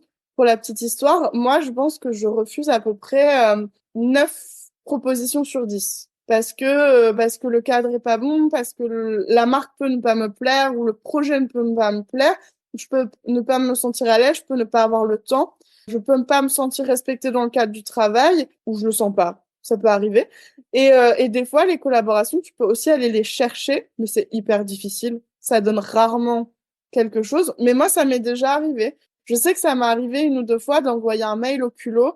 La plupart du temps, t'as pas de réponse. Et puis, une fois, t'as une réponse. Alors là, c'est merveilleux. Maintenant, j'attends toujours de faire ma collab de patron de couture avec Vianney et Mika, hein, mais ça n'arrivera clairement pas. Peut-être parce qu'il faudrait commencer par les contacter. Ok. Mais les collaborations, elles peuvent arriver. Tu peux essayer d'aller les chercher. Faut juste, si tu décides d'aller essayer de les chercher, tu contactes le premier mec que tu trouves et tu essaies d'y aller au culot. Faut te préparer au fait que tu n'auras peut-être jamais de réponse, voire une réponse extrêmement désagréable. Il faut s'y attendre. Parce que ça Ah peut ouais. aussi parfois être un petit peu mal vu, la manière dont tu vas te présenter. Ou si par exemple, moi je le vois en tant que petit patron avec des personnes qui nous contactent, quand tu essaies d'en faire trop en voulant montrer à quel point tu as de l'impact, tu as de l'aura, en fait la manière dont tu reçois ce mail est pas très positif. Il y a quelque chose de... Des fois, tu as envie de dire, il manque de la sincérité, il manque de l'envie. Il y a un peu trop de stats, alors que je suis quasiment sûre que la personne derrière, elle en a vraiment envie pour avoir trouvé le courage, le culot de le faire, mais elle s'est pas bien présentée. Et après, il faut que ça matche les univers, il faut que ça soit le bon moment, il faut qu'il y ait les budgets derrière. Donc, il y a plein de choses qui vont rentrer en compte. Mais tu peux aller essayer de les chercher. Par contre, si tu vas les chercher, il va falloir assumer un peu derrière. C'est que la marque, elle t'a pas choisi, elle est pas venue te chercher, donc elle va attendre de toi de l'excellence. Mais est-ce que tu es capable de fournir l'excellence que cette marque attend? Typiquement, je n'irai pas proposer mes services de styliste à Beyoncé, je n'ai pas le niveau. Elle a une notion mode tellement plus élevée que la mienne, je pourrais pas. Moi, je me suis arrêtée à Stromae à l'époque et je suis pas allée au-delà. Je me suis dit non, au-delà, ça me paraît non. Ouais, niveau mode, il est pas mal, je trouve, Oui, hein. ben, c'était pile au moment où il a rencontré sa femme et j'avais eu le contact du coup bah, qui était sa styliste à l'époque. Ils s'étaient pas mariés, donc j'avais été en contact avec elle. Après, elle avait vraiment pas besoin parce que c'était les tout débuts. Mais ça a été moi ma dernière expérience où je me suis dit mais en fait je suis pas sûre d'avoir le niveau, pas sûre d'être capable de faire ce dont ils ont besoin. Donc c'est pour ça que c'est super important quand tu veux contacter une marque, une personne, enfin pour un projet et que c'est toi qui as l'initiative, faut vraiment garder en tête que les attentes, elles vont être énormes. Mais je pense que tu as dit les mots, c'est que quand on vient te chercher, c'est parce qu'on a besoin de toi. Oui, Et donc, tu es dans une position beaucoup plus oui. favorable. Quand c'est toi qui vas démarcher les gens, ils vont dire, bon, pourquoi pas? Mais du coup, ils vont en profiter, c'est entre guillemets, mais ils vont, ok, mais dans ce cas-là, on va faire ça à notre manière et toi, tu seras là pour faire à notre manière, quoi. Donc oui, oui, l'état d'esprit de la collaboration est différente. Et du coup, tout ça t'a donné envie de ne plus collaborer à l'avenir? C'est ça que tu disais au En début? fait, j'ai eu très très peu de mauvaises expériences. Vraiment, elles sont rarissimes et je pense que je peux les compter sur les doigts de la main. Et pourtant, en 10 ans, j'ai quand même eu la chance de pouvoir faire beaucoup de projets en collaboration. Maintenant, les collaborations, elles ont un petit côté un petit peu traître, entre guillemets, c'est que tu te dis, c'est génial, mais l'aura que tu vas en retirer est très faible. Là, tu vas pas forcément faire un gain, par exemple, d'abonnés, si c'est ce que tu recherches. Tu vas pas forcément faire un gros gain de vente, par exemple. Surtout que l'influence n'influence plus vraiment ces derniers temps, parce que tout le monde est arrivé dans le milieu de l'influence. Donc aujourd'hui, moi, je dis tout le temps, est-ce que l'influence influence encore? Je pense pas. Et je ne le vois plus. Typiquement, on le voit, nous, chez Petit Patron, les influenceuses couture n'ont plus de poids. Elles n'ont plus la capacité de motiver les gens. Alors qu'il y a quelques années, c'était incroyable. Une fille qui avait cousu un de nos patrons, c'était là, oula, c'est quoi toutes ces ventes? C'est trop bien, il s'est passé quelque chose. Aujourd'hui, la fille, elle t'envoie 3 mails, elle a fait 15 articles, et t'es là, non, toujours pas. À chaque fois, je trouve que les projets sont hyper excitants. Créer quelque chose avec le cadre de la marque, avec les petites contraintes, j'adore cette notion de contrainte. Maintenant, à chaque fois, ça prend un temps incroyablement long qui est impossible à rentabiliser, même si j'essaie de négocier au mieux les tarifications. On parle de milliers d'euros parce que moi, je fais bosser beaucoup de gens derrière. Donc, en fait, les salaires, faut les payer. Mais à chaque fois, à la fin, on a débordé dans le temps. La marque a aussi débordé. Je la comprends parce qu'elle a eu des attentes et finalement, c'est pas exactement ça. Donc, on doit revenir dessus, etc. Et à la fin, on a l'impression de tout le temps bloquer nos plannings, de décaler. Nous, chez Petit Patron, on est capable de tout faire toute seule. Et en fait, on s'est lassé de tout ça. Et dernièrement, on a eu une expérience avec une marque qu'on adore très régulièrement. On utilise leur tissu vraiment. Et là, ils nous ont proposé un projet vraiment cool de collaboration. On s'est dit, mais oui, à 1000%, nos univers, enfin, tout est OK. Et en fait, il faut travailler avec deux entreprises. Là, en l'occurrence, en plus de deux pays différents, il y a la barrière de la langue qui fait qu'il faut qu'il y ait tout le temps notre intermédiaire, donc c'est pas forcément évident. Et du coup, le projet en un an n'a pas avancé, sauf que nous, on a toujours cru que ça allait avancer, donc on l'a inséré dans nos plannings et ça voit pas le jour, ça nous a décalé, ça nous fait perdre énormément de temps parce que les collaborations, la vérité, c'est les temps de négociation, de dialogue, les mails et les visios qu'on peut faire pour une story parfois. C'est ce qui ne se voit pas. Chercher après l'après-collaboration, c'est l'autre partie qui m'a un peu lassée Quand c'est des collaborations, il y a une notion de rémunération. C'est pas forcément toujours le cas, mais quand il y en a, aller chercher les sous, c'est un combat. Ça prend beaucoup de temps. Et du coup, nous, on s'est dit, mais on aime bien les collaborations, mais en tout cas, les collaborations rémunérées, on veut arrêter. Là, à date, ça tombe dans 2 ans, on en rigolera parce que on en aura fait quand même. Mais pour le moment, on a envie d'arrêter pour se garder toute cette liberté de pouvoir faire quand on veut, comme on veut. Et moi aussi, avec cette montée de l'influence, j'ai pas aimé, par exemple, le fait que maintenant on fait des campagnes de communication où d'un seul coup, une marque, elle va contacter plein de gens et on a tous la même directive. Et en fait, je suis là, mais on rentre dans un flux de masse lassant pour tout le monde. Où est l'originalité? Où est l'intérêt pour les gens et pour toi? Et donc, les dernières campagnes que j'ai fait, j'ai aimé les contenus, j'ai détesté les publier. Parce que d'un seul coup, je me suis rendu compte qu'on avait tous eu la même date de publication, que les gens s'étaient retrouvés avec 10 personnes qui parlaient du même produit ou du même sujet, de la même thématique. Et je me suis dit, mais c'est nul, ça me plaît pas. Et en plus, j'ai remarqué que moi, les gens, ça les intéressait plus du tout. Parce que avec tout ce qui s'est passé, avec ce que Booba a dénoncé aussi, il a très bien fait. Parce que ce qu'il a fait, il a mis le doigt sur un vrai problème. Et le problème, il n'est pas encore résolu. C'est que maintenant, tout le monde veut être influenceur. Donc, on est sur une montagne de micro-influenceurs. Les marques veulent être elles-mêmes influenceurs. Maintenant, il y a une espèce de fusion qui se fait qui est plus toujours très, très claire. Et en fait, les gens sont noyés dans une montagne d'informations et je sais pas si tout est clair et tout est encore avec de l'intérêt. Et du coup, nous, la décision qu'on a prise, c'est de se dire, ça nous prend du temps, on n'est pas toujours très à l'aise ni satisfaite, on va s'offrir notre liberté, donc on va arrêter. Alors même que la plupart des collaborations se sont très bien passées. Mais le temps, c'est une notion qui peut jouer sur le mental, donc c'est important de le prendre en compte. Bah, c'est super intéressant comme point de vue. C'est vrai que le monde de l'influence, bon, il est arrivé il y a pas très très longtemps, mais c'est vrai que ça a déjà énormément changé. Et c'est vrai qu'à l'époque, quelqu'un qui était suivi par 1000 personnes, 10 000 personnes, 100 000, 1 million, allait promouvoir quelque chose et ça allait, comme tu dis, ça allait exploser les ventes.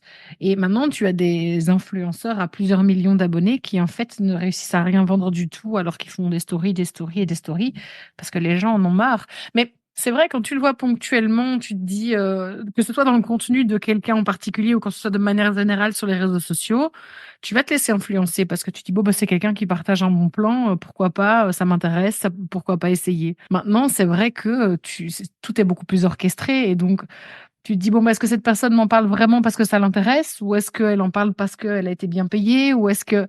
Et en fait, au final, ça perd énormément en spontanéité et on se dit, ben, ok, mais ces gens-là, c'est quoi? C'est des panneaux publicitaires des temps modernes, mais c'est plus quelqu'un d'authentique et de sincère qui vient partager des bons plans ou qui vient partager un produit qu'il a réellement découvert. Et sans cracher sur tout ça, parce que ce sont des métiers qui sont arrivés et qui font vivre des gens, etc. Mais c'est vrai que le manque d'authenticité venant de personnes qui présentent leur vie et qui se présentent comme justement authentiques et partageant leur haut et leur bas, ben, c'est contradictoire complètement. Et c'est vrai que du coup, ça a beaucoup miné l'univers de l'influence. Et après, dans l'univers de la couture, c'est vrai que je t'avoue que j'aurais pas imaginé autant. Mais oui, effectivement, ça a dû être un tout qui a débordé sur tous les milieux, en fait, de tous les côtés, en fait, ouais. Moi, je l'ai vu beaucoup bouger, le milieu de l'influence. En fait, il y a 10 ans, en couture, c'était pas des influenceurs, c'était des personnes qui avaient envie de partager. Et du coup, bah, moi, à mes débuts, les marques n'étaient pas là. Enfin, nous, on était vus comme pas très intéressants. Et moi, j'avais mes amis qui faisaient de la mode, du lifestyle, et j'étais, ah, mais c'est incroyable, quoi. Toi, tu gagnes ta vie à parler de ta vie sur les réseaux. Moi, je partage par envie et je gagne clairement pas ma vie. J'ai un job à côté.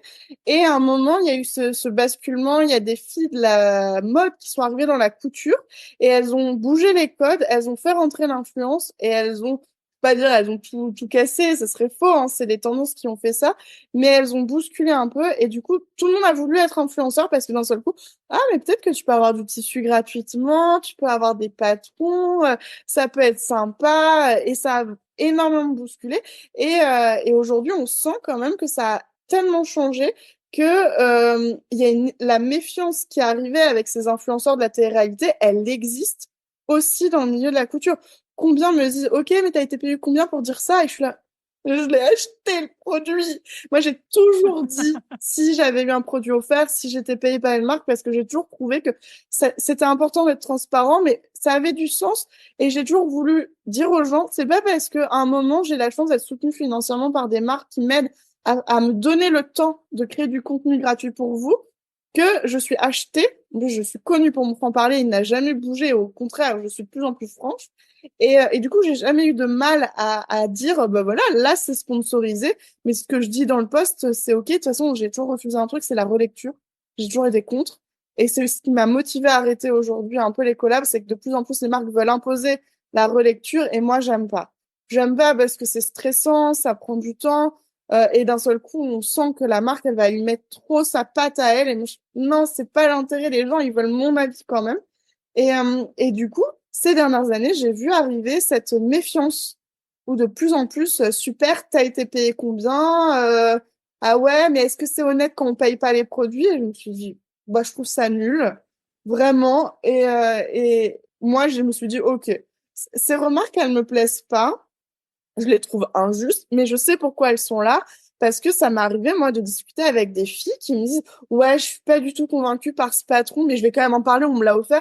Mais non, les gens vont être hyper déçus parce que tu vas faire la promotion d'un produit qui t'a toi-même pas convaincu pour peut-être de très bonnes raisons, et tu vas décevoir les gens et tu vas installer une notion de méfiance, alors que le plus important, c'est cette confiance que tu as avec des gens qui te suivent, ils te suivent pour toi. Tu fais de la couture, t'es pas dans la politique, tu changes pas le monde. Reste entier. Et on sent que ça a beaucoup bougé ces dernières années. Et ça va rebouger. Parce que ce que je disais, l'influence n'influence plus vraiment. On a cette vague du GC, justement, qui arrive de demander à des anonymes de faire des fausses campagnes de publicité. Mais du coup, on sait que ça va encore changer, parce que l'UGC est déjà en train de lasser les gens parce qu'on sait que c'est du faux témoignage. Donc, on sait que les tendances, enfin, ça va très très vite avec les réseaux sociaux et que ça va encore évoluer et que ça tombe dans quelques années. Il y aura un nouveau bouleversement, on va revenir à quelque chose de plus authentique, etc. On sait que ça bouge vite maintenant. Mais tout ce que tu dis par rapport à ça, moi, je trouve que c'est presque une affirmation politique, hein, parce que c'est, tu sais, quand tu es dans un univers où chacun dit ce qu'il pense et en fait personne n'est payé ou presque personne n'est payé, on va partir du principe que ben, la majorité des gens disent la vérité. Et puis de toute façon, pourquoi est-ce qu'ils mentiraient? Ils ont acheté leurs produits, donc je veux dire. Mais dans un univers où tout est orchestré, payé, scripté, où en fait tu reçois les choses et puis au final, tu sais que si tu vas dire du mal, tu vas te faire blacklister, tu n'oses même plus t'exprimer parce que tu dis, en tout cas, si tu espères en faire ton métier ou si une partie de tes revenus, c'est l'influence, tu vas pas oser dire ce que tu penses parce que tu dis, OK, si je dis ça de mal de cette marque avec qui je travaille souvent, ben, elle voudra plus travailler avec moi. Et je sais pas, moi, sur combien de marques un influenceur peut compter. J'imagine que ça dépend un peu de l'univers dans lequel il se trouve. Mais si tu craches sur les 5 grosses marques qui peuvent potentiellement te ramener de l'argent, c'est compliqué après d'en vivre. Et donc, c'est soit on revient à un espèce de tableau global, comme tu dis, d'authenticité et d'une manière ou d'une autre, les gens recommencent à dire vraiment ce qu'ils pensent. Soit on va continuer à être comme ça dans un état d'esprit où la première réaction, ça va être ah ouais, mais combien t'as été payé pour dire ça? Parce que dans l'esprit des gens, c'est tu es payé pour dire ces choses-là. C'est dommage, hein, mais Mais on va peut-être aussi être contraint par les réseaux sociaux, parce que les plateformes de réseaux sociaux ont absolument besoin qu'on consomme. Parce que eux, c'est leur business, c'est qu'on soit sur les réseaux. Le problème, c'est que aujourd'hui, il y a beaucoup de gens qui commencent à décrocher des réseaux sociaux parce qu'ils se fatiguent de cette publicité continue, qui est pas toujours honnête, ou juste le fait d'être vraiment assommé de tous ces contenus publicitaires ou comme je disais, maintenant, les marques, elles vont avec des campagnes où d'un seul coup, tu as 5, 10, 20 personnes qui vont te parler du même sujet de la même manière. Et du coup, les plateformes, elles ont aussi leur rôle à elles, ça va être de cadrer ça. Elles le font déjà. Elles nous contraignent. Il y a des choses qui deviennent interdites. Et donc, peut-être qu'à un moment, on n'aura plus du tout le droit de citer des marques, des choses comme ça, un petit peu comme à la télé où c'est compliqué. Tout simplement parce qu'il faut aussi que les gens continuent de consommer les réseaux et qu'ils aient envie d'y rester. Parce que si à un moment tout le monde s'en va, bon, bah, il y aura plus rien à y faire. Et donc, moi, je sais pas comment ça va évoluer, mais en tout cas, on sent quand même qu'on a eu un virage il y a pas longtemps et qu'on est déjà en train d'entamer un nouveau virage. Et moi, la seule décision que j'ai prise, c'est, ah, j'ai pas envie d'y être. Vraiment. Mais moi, je trouve que c'est vraiment une affirmation forte parce que vraiment, on verra peut-être que dans le futur, ça reviendra vers ça et tu auras envie d'y reparticiper. Complètement. Les Mais choses je trouve changent. qu'à ce stade-ci actuel, c'est vraiment c'est une affirmation vraiment d'aller à l'encontre de tout ce qu'on nous force quelque part à faire, des règles du jeu actuelles. Donc, bravo à toi. En tout cas, moi, j'ai envie de dire, ce n'est que mon avis, mais c'est ça aussi de défendre ses valeurs et de respecter qui on est et ce qu'on a envie de faire et pas faire.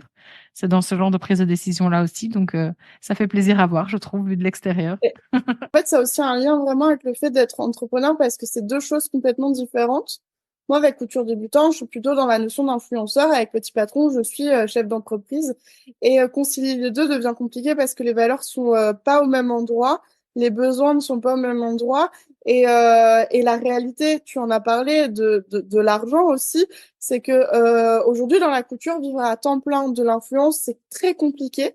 Ça ne dure pas longtemps en fait. Tu vas être la personne un peu populaire pendant 1 ou 2 ans, puis après, bah, il y a quelqu'un d'autre, et puis les gens, bah, c'est bon, ils ont fait le tour, t'as parlé de ces marques, il n'y en a pas assez pour que tu puisses faire un roulement énormissime, et du coup, c'est super dur d'exister, et moi, je sais que mon choix, vraiment, je me suis dit, mais ma marque de patron, je suis très à l'aise avec, je la contrôle, etc., mais c'est aussi mon salaire. J'ai jamais misé sur l'influence pour gagner ma vie, donc il y a un moment où j'ai aussi fait ce choix, parce que je me suis dit, mais faut que je sois raisonnable, faut vraiment être raisonnable sur ma vie de tous les jours. Et donc, la passerelle, elle s'est faite comme ça, de me dire, je vais prioriser aussi ce qui est beaucoup plus durable, fiable, sain et contrôlable. Et puis, les marques, elles ont. Allez, si tu fais un bad buzz, ben, c'est un bad buzz et on passe à autre chose. Mais toi, c'est ta réelle image de marque que tu vas mettre en jeu, hein. Complètement. Alors oui, tu diras, le bad buzz, ça marche aussi. Mais je trouve que ça, surtout dans cet univers du loisir créatif où justement, c'est encore un bastion, j'ai envie de dire. Pas exagérer hein, non plus, mais ça reste quand même un espace où l'authenticité est encore vraiment de mise.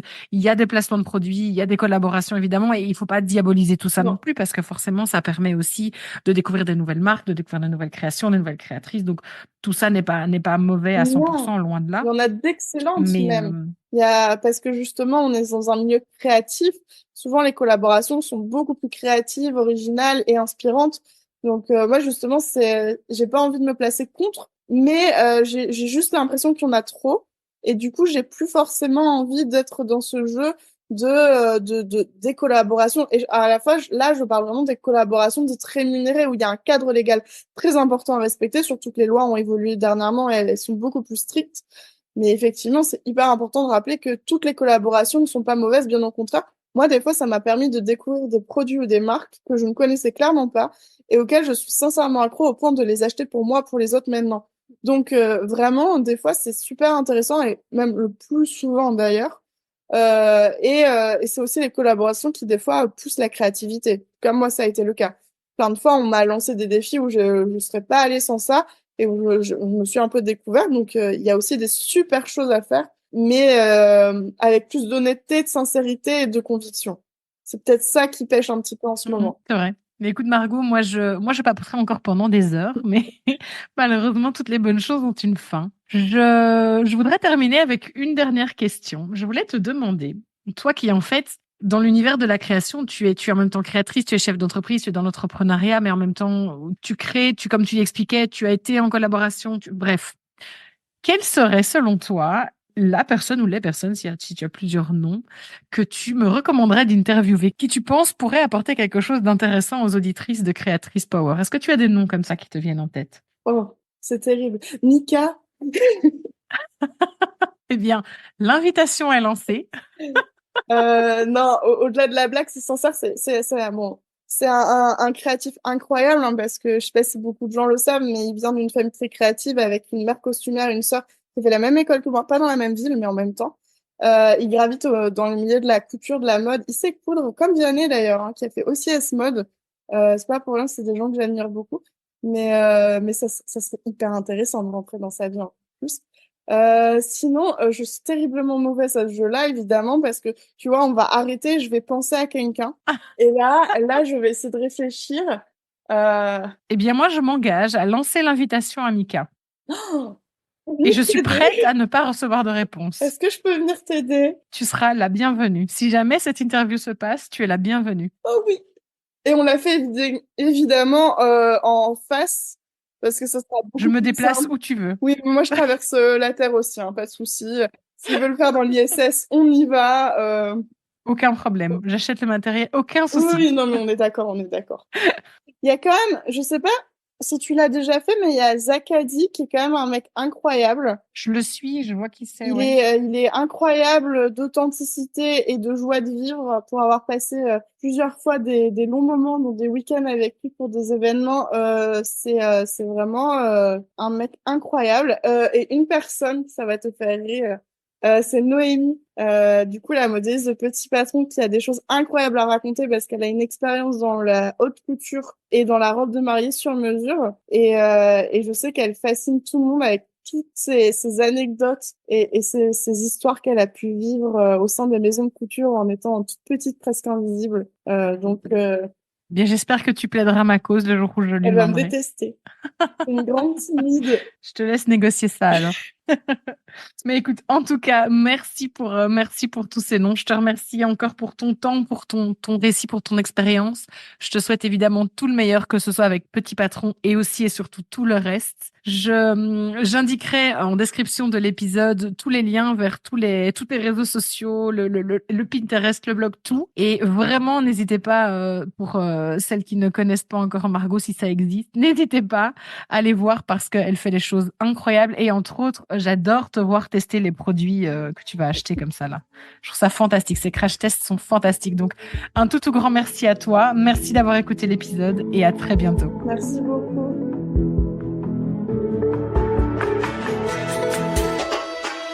Merci infiniment d'avoir écouté cet épisode de Créatrice Power. J'espère qu'il t'a apporté inspiration, connaissance et de quoi nourrir ta réflexion pour faire grandir ton entreprise créative et ta marque. N'hésite pas à noter cet épisode sur ta plateforme d'écoute préférée et à le partager sur les réseaux sociaux. Cela me permettra de grandir avec toi et de fournir toujours plus de contenu de qualité. Rejoins-moi sur la page Instagram de Créatrice Power pour obtenir davantage de conseils et d'inspiration entre chaque épisode du podcast. Je t'y accompagne de 1001 façons pour faire briller ta créativité et réaliser tes rêves. À bientôt.